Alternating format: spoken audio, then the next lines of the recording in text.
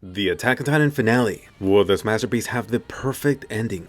So what's up guys, Foxen here. With the Attack on Titan endgame here, let's tackle a fun topic. Is Attack on Titan gonna have the perfect ending that'll make everyone happy? Naturally, you definitely have your own heated opinions after the latest Armin nuking. So go ahead and also smash that like, or nuke it, pretend it's your best Titan buddy. And a special thanks to Dragon Raja for sponsoring.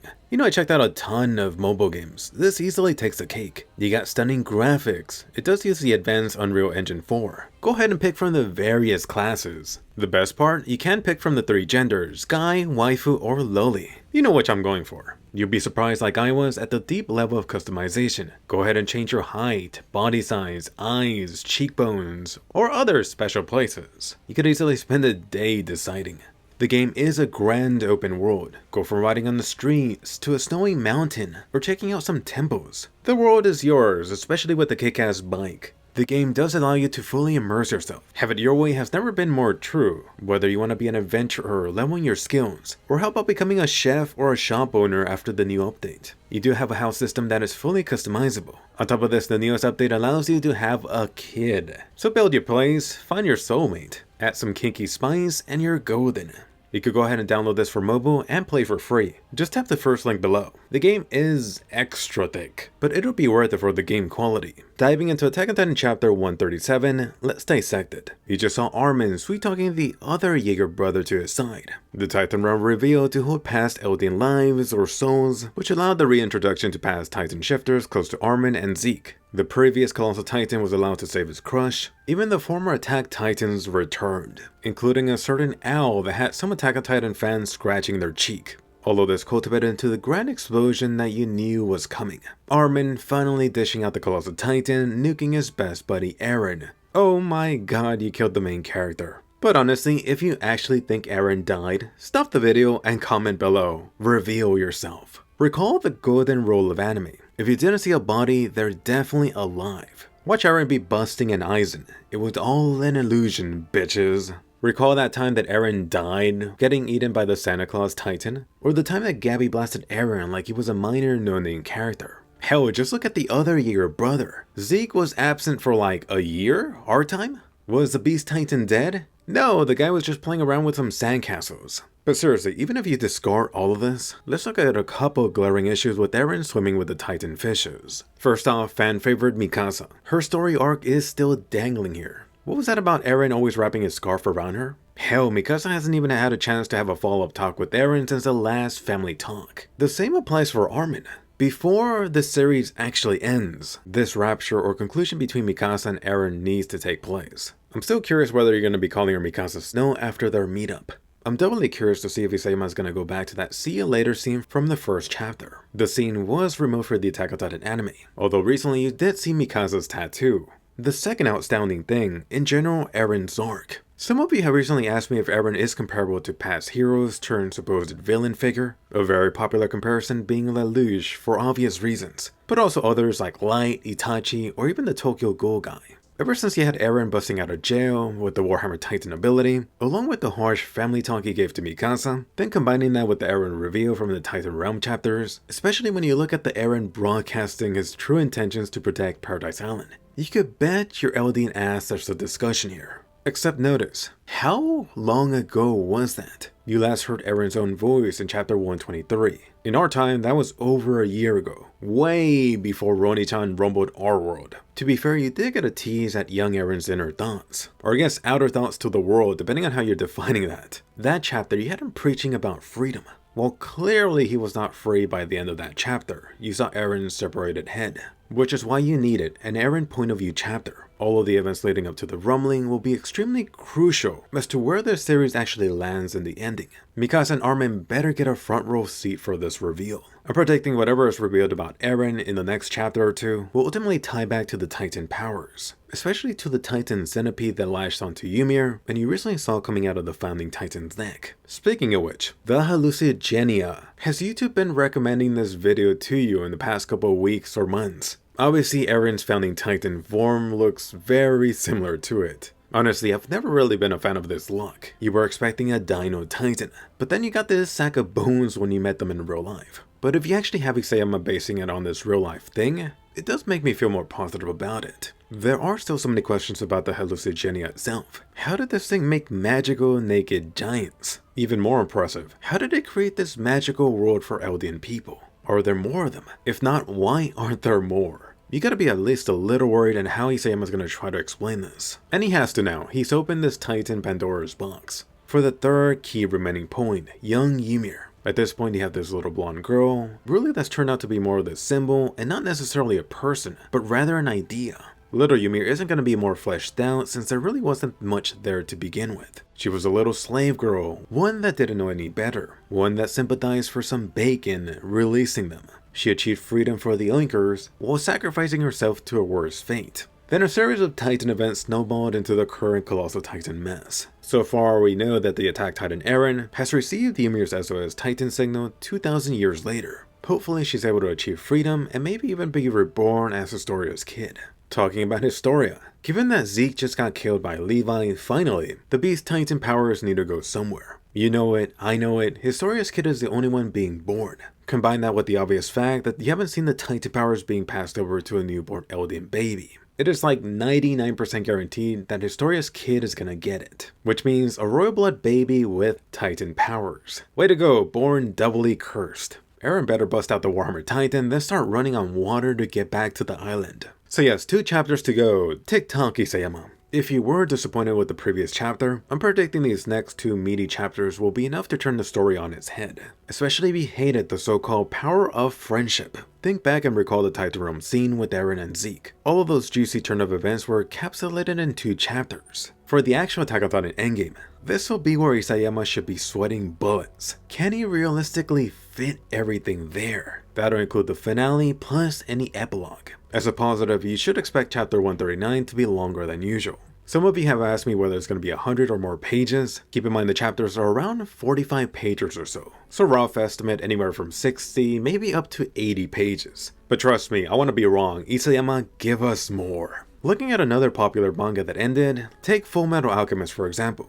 The final chapter was over 110 pages. So, Isayama, how about giving us some super-sized final 2 chapters? I would bet one Levi figure you may get lucky. Either way, don't count out Eren just yet. The Warhammer Titan power is an option. I'm sure you heard about it by now, the fake leak going around that Eren is at Paradise Island. He was just chilling super far away. I don't know about you, but that sounds like horrible writing on Isayama's part if Eren was absent. It would borderline be like Eren waking up from a dream. Besides, it wouldn't make any sense for the Titan Centipede to be so desperate to come out and try to reattach the Eren founding Titan head. Why would it bother if Eren wasn't there in the first place? So no, I don't think Isayama's a crappy writer. I'm gonna have faith in him.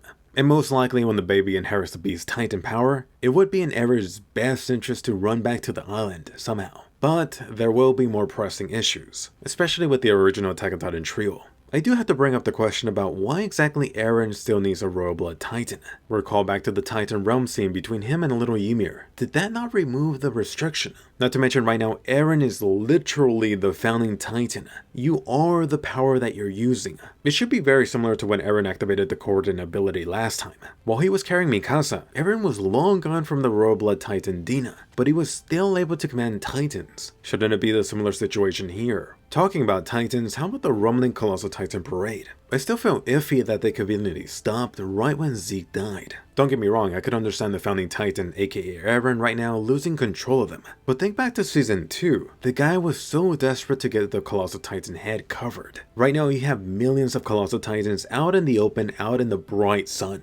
Even if Eren is dead in the story, even if Eren lost control of them, why are they standing still? At the very least, they should be wandering around, slowly if anything, potentially even going back to rumbled Paradise Island. I was actually half expecting for Levi to finish off Zeke, then have this oh crap moment, that killing Zeke should have just backfired, and now the whole world was gonna get trampled. Thanks Levi. And just to be clear, I am waiting for Isayama to touch on this. As for Armin nuking his best buddy Eren, I'm actually wondering about the whole process about going into Titan mode. Zeke just died, so it means he was not on Titan creation duty. Was it young Ymir who made Armin's Titan? If you discount everything else, just look at the scenario surrounding this. If Eren dies, that means Ymir would be stuck in the Titan realm till the end of time, which would then render all of the events starting from Attack on Titan Season 1 till now, all of them pointless. For another question mark that I think people forgot about, the female Titan's special ability. There was a whole thing about her Mr. Mime ability. Does that just take too much prep time, or is that just not gonna come into play? As you can see with some of the things I'm bringing up, here's a little prediction. I don't think Isayama's gonna answer everything. Especially if you've been keeping up with my Attack on Titan theories over the years, you know that Isayama wants to spend his time at a sauna. After the series ends, you could expect them to do the typical rounds of interviews, either on TV or for a magazine, but then I'm predicting Isayama's gonna go on radio silence for like a year, at least until the return of the Attack on Titan Season 4 anime. It's only gonna be after that through interviews, maybe some fan Q&As, that'll be when some fan questions or fan theories will get concrete answers. For example, was it ever possible for an Ackerman like Levi or Mikasa to become the next Attack Titan? Let's just hope Isayama doesn't go overboard. Just avoid Twitter so you don't accidentally tweet something weird about the characters. But anyway, can Isayama actually land the Attack on Titan finale? Can he end it in a way that'll make anime people recall it as a masterpiece? About this, something Isayama mentioned before stood out to me. Isayama was talking about Breaking Bad, that he does consider a masterpiece of a story. He said, the reason why Breaking Bad is considered a masterpiece is since it has an ending to it. For Attack on Titan, quote me on this later. The series will be remembered in 2 parts. Part 1 will be from episode 1 till Eren reaches the ocean. For most people, this is already considered a masterpiece, perfect, or whatever choice of flavor you prefer. Part 2 is everything post time skip in Attack on Titan Season 4. The status to this is to be determined for the anime and manga. I'm sure you realize how much of an uphill battle Attack on Titan will face, just carving that perfect score in the hearts of his viewers. As soon as chapter 139 drops, the finale and series overall will be compared to every other anime, manga, and whatever that's ended. That'll be especially true for anime that are currently considered masterpieces by most fans. Will the Attack on Titan finale be crazy, wild, or super out there, like Evangelion? Will the Attack on Titan ending involve time travel or a time reset? Oh, like Madoka, or for some people, Steins Gate or ReZero. Will Eren have an overall happy ending? Oh, like Fullmetal Alchemist. Was everything from the first chapter all a part of Eren's master plan? You know it, the Code Geass route, even if it's only a bit similar. Is there a chance Eren dies without accomplishing his goal? For this one you have Death Note to some extent. Any other finale that's not from a popular or well-known anime? Don't worry, you could bet a lesser-known anime has done it. Mark my words, the Attack on Titan finale will be compared to every anime, manga, and light novel, and so on. Unfortunately, Attack on Titan does have this handicap. It's got the disadvantage of closing when anime has matured so much up to this point. In 2021, anime in general is more well known. That includes fans knowing the endings for popular series and beloved anime.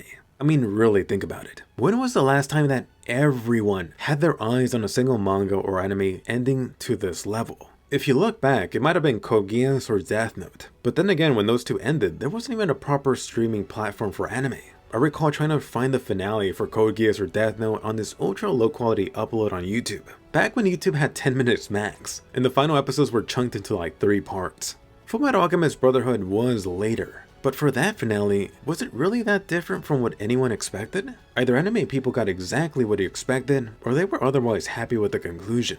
And if you didn't, you had the other anime original version. It is funny to realize how many anime are super highly rated and they're not even over. It really doesn't help that a lot of series in recent years has disappointed or outright pissed off the fans. Like The Promised Neverland. Attack on Titan, you better not do that. Domestic Girlfriend. Honestly, this was trashy to begin with, but oh my god, that finale. Demon Slayer, love it or hate it, a rush finale is the key here. Food Wars. Manga readers hated it. Ironically, the anime may have salvaged it by rushing through it. Quintessential quintuplets. Best girl didn't win, enough said. So what is this? It feels like anime or manga have a tendency to have a bad or disappointing ending. So Eren, no pressure to deliver. Forget about anime. How about TV shows or movies? Any Battlestar Galactica fan? That finale had fans chirping. And the one that's been spammed so much, Game of Thrones. Unfortunately, this thing got infamous for killing itself with the finale or really just final season overall.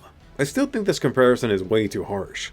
Even if the series ended in the last chapter with Eren evaporating away, I still would not put it on Game of Thrones level bad. Isayama could try, and I don't know if he could make Attack on Titan that terrible. He might get close if Eren is the one making up in the final panel. Psych, it was all a dream. After that, Isayama better learn to run fast. Perhaps the biggest issue facing Attack on Titan isn't that it's gonna have a good ending or bad ending. Expectations may be sky high, so much that Attack on Titan may just be average, have this okay normal ending. For some people it'll be terrible, for other people it'll be amazing, but for a good chunk the finale will be as expected. You'll neither totally love it or completely hate it, which ironically may disappoint you. Sorry to break it to you, but the finale won't give you this mindgasm, it's not curing Roni-chan, there will still be more manga and anime past it. You do have to realize how every Attack on Titan fan has a checklist of what they want to see. They want Eren to win, they want Eren to lose, they want Mikasa to take out Eren, they want Mikasa and Eren to end up together, at least a kiss or a quick tug. They want a dark ending, one where most people are dead. They want a happy ending, one where Levi lives. At least for this one, Levi's heart is still beating. But a lot could happen in 2 chapters. As a positive, Isayama has been cheating. He heavily foreshadowed the future events in the Attack on Titan Season 2 ending. You had him tease the Attack on Titan final audio, and even the final scene panel. All of this means the guy is a genius. It's like a Marvel movie dropping a trailer. You want to help steer the fans, set expectations to what's to come. And this isn't even getting to the mountain of foreshadowing that Isayama has laid out throughout the series. So my suggestion to you, don't have this super specific checklist. For me, I just want this satisfying ending. It only does suck that there is no way for Isayama to end Attack on Titan that is gonna satisfy everyone. Mission impossible right there. At the same time, love it or hate it, Attack on Titan will be remembered for decades to come. But hey, that's just an Attack on Titan theory. Share your own endgame predictions, hopes, and checklists below. And do go ahead and check out the sponsor. Simply downloading does help to pay the bills, pay my editor and researcher. Totally fine if you don't continue playing. But anyway, fun bonus. The finale could be fine, but what is the one thing that would ruin Attack on Titan in the next 2 chapters for you? Post your spicy take below. Don't forget to subscribe, check out these other anime videos, and I'll see you guys later.